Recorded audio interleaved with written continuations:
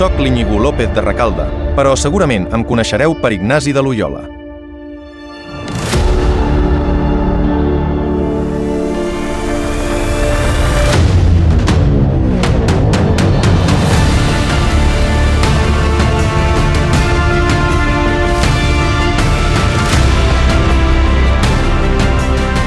La meva vida va canviar quan vaig arribar a Manresa l'any 1522.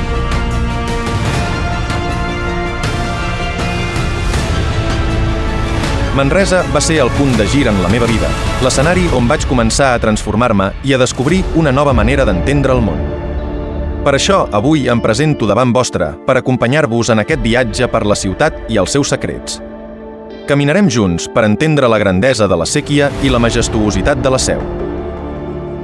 Visitarem el Museu del Barroc de Catalunya i us ensenyaré la cova i el lloc exacte on vaig experimentar el moment d'il·luminació.